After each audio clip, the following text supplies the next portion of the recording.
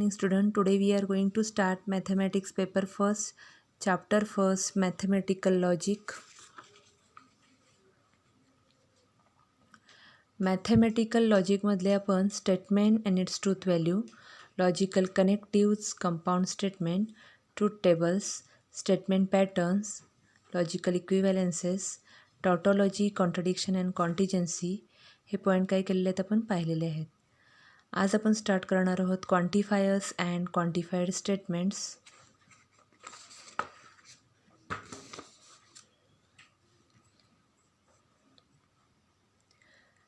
Late us start quantifiers, quantified statements.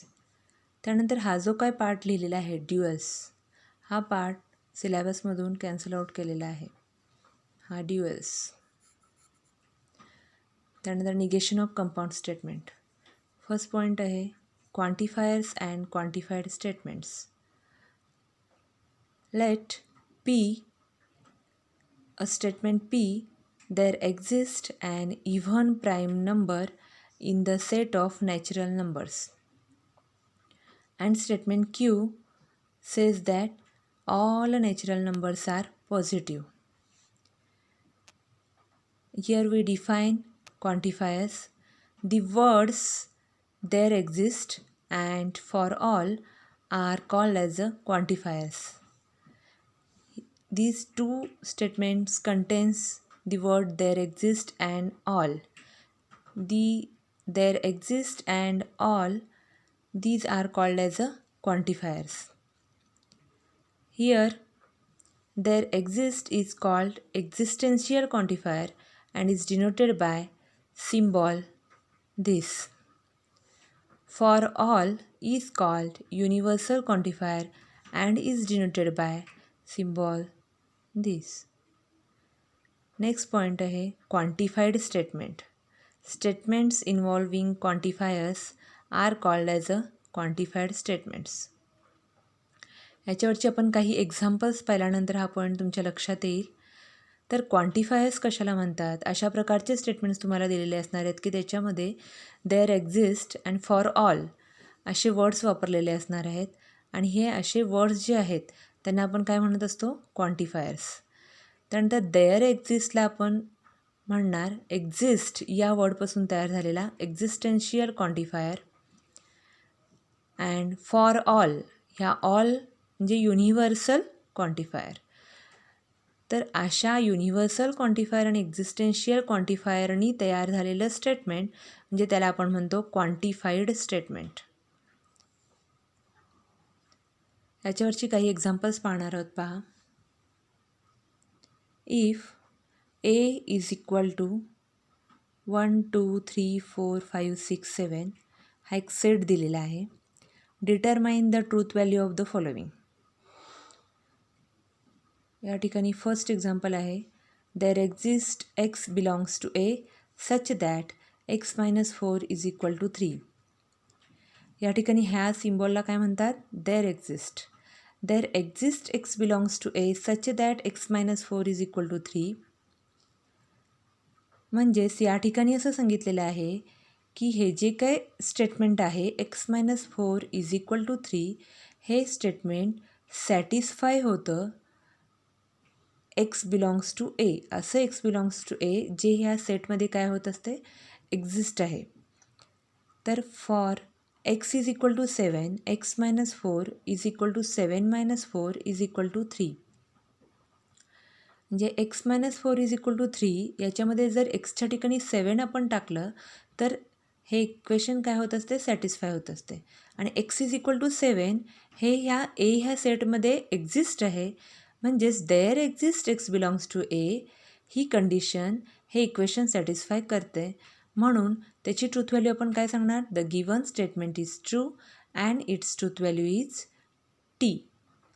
या ठिकाणी तुम्हाला ट्रूथ व्हॅल्यू डिटरमाइन करायला सांगितलेलं आहे.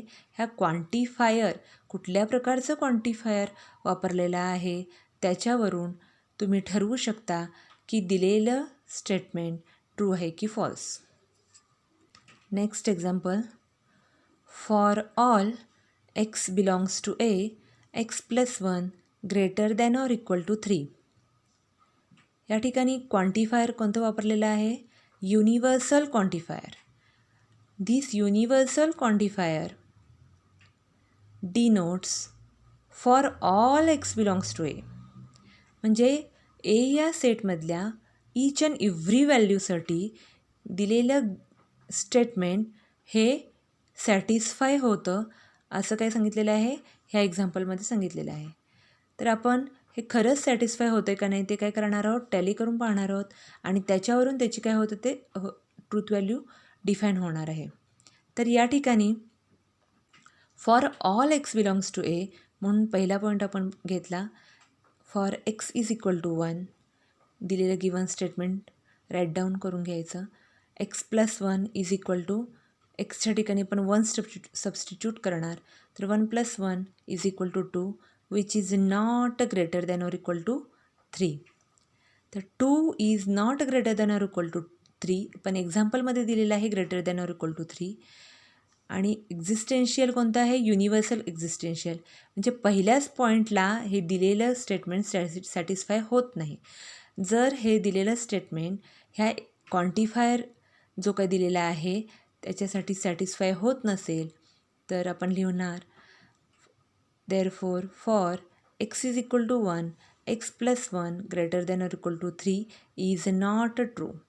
Therefore the truth value is F. Next and last, there exists x belongs to A such that x plus 8 is equal to 16. There exists means x in A which satisfies the equation x plus 8 is equal to 16. There is no x in A which satisfies equation x plus 8 is equal to 16. If we substitute each and every term किंवा only one term there exist म्हटलं याचा अर्थ एखादी तरी term त्या equation काय करायला पाहिजे? सॅटिस्फाय करायला पाहिजेत. पण जर आपण पाहिलं तर एकसुद्धा टर्म ते इक्वेशन सॅटिस्फाय करू शकत नाही. कारण या ठिकाणी 1 2 3 4 5 6 7पर्यंतच येऊन स्टॉप झालेला आहे पहा सेट. पण ह्या इक्वेशन सॅटिस्फाय होण्यासाठी एक्सच्या ठिकाणी 8ची आवश्यकता आहे. पण एक्सच्या ठिकाणी 8 जो आवश्यक आहे तो ए ह्या सेटमध्ये नाही आहे. मग there exist x belongs to A which is not true किंवा which does not satisfies this equation. Therefore आपण या ठिकाणी लिहिणार there is no X in A which satisfies X plus 8 is equal to 16. Therefore the given statement is false. Its truth value is F. Understand? म्हणजेच अशा प्रकारचं ज्यावेळेला example दिलेलं असणार आहे क्वांटिफायर्सवरील, ज्यामध्ये तुम्हाला एक सेट दिलेला असणार आहे आणि स्टेटमेंट दिलेलं असणार आहे आणि त्याच्यासाठी कंडिशन, त्या कंडिशनमध्ये देअर एक्झिस्ट आणि फॉर ऑल हे एक्झिस्टेन्शियल क्वांटिफायर आणि युनिव्हर्सल क्वांटिफायर्स काय केलेले असणार आहेत? वापरलेले असणार आहेत. तर देअर एक्झिस्ट म्हटलं की त्या सेटमधल्या एखाद्या तरी पॉईंटला ते इक्वेशन सॅटिस्फाय व्हायला पाहिजेत. जर सॅटिस्फाय होत असेल तर दिलेलं स्टेटमेंट ट्रू असते आणि जर सॅटिस्फाय होत नसेल तर दिलेलं statement is false. Let us start. Next point, negation of compound statement. या ठिकाणी मी डायग्रॅमॅटिकल रिप्रेझेंटेशन केलेलं आहे पहा. टेक्स्टबुकमध्ये तुम्हाला असं एक्सप्लेन केलेलं आहे पण या ठिकाणी डायग्रॅमॅटिकली एक्सप्लेन केलेलं आहे एवढ्यासाठी जे फोकस झालं की काय होत असतं आपल्याला ते लक्षात राहत असते.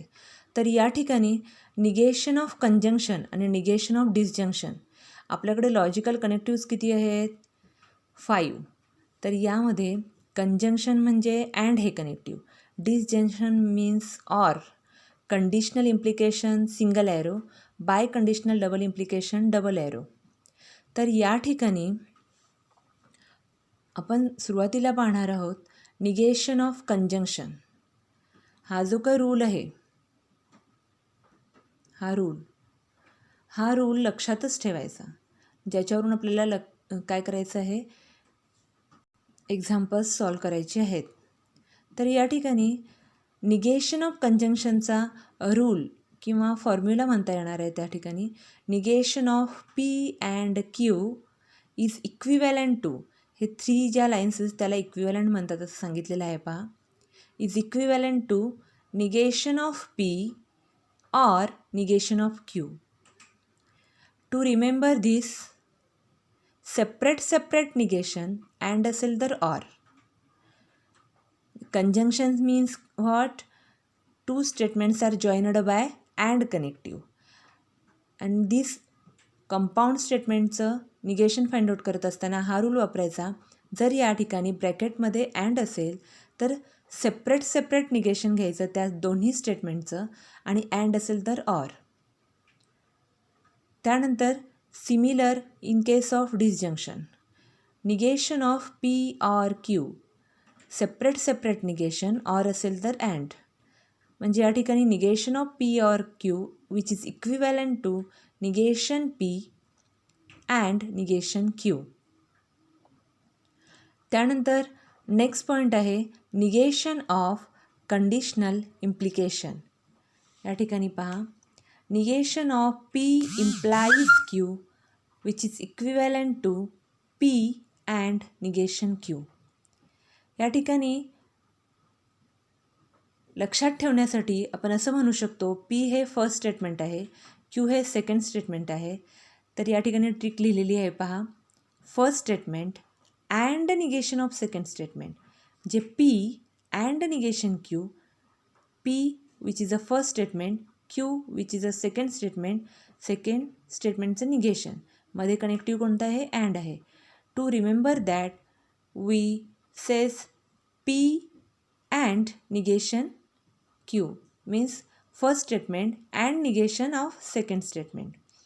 त्यानंतर negation of by conditional or double implication. Biconditional double arrow, negation of P double implies Q which is equivalent to first statement and negation of second statement or second statement and negation of first statement. या ठिकाणी ब्रॅकेटमध्ये ते देखील explain केलेलं आहे पहा. तर P and negation of Q or Q and negation of P. तर या ठिकाणी to remember that we says first statement and negation of second or second statement and negation of first. Let us revise. Negation of conjunction and असेल तर or separate negation. Negation of disjunction or असेल तर and separate negation. Negation of conditional or implication, first statement and negation of second. Negation of by conditional and double implication, first statement and negation of second or second statement and negation of first. तर त्यानंतर last conjunction आहे, last connective आहे negation of negation. म्हणजे negation हे 5th नंबरचं logical connective आहे. तर या ठिकाणी नोट दिलेली आहे पहा. Negation of negation is a statement itself. म्हणजे निगेशन काढत असताना आपण जर P हे स्टेटमेंट ट्रू असेल तर त्याचं निगेशन फॉल्स लिहित असतो. पण त्याचं जर पुन्हा निगेशन काढायचं झालं तर negation of negation P is a statement itself.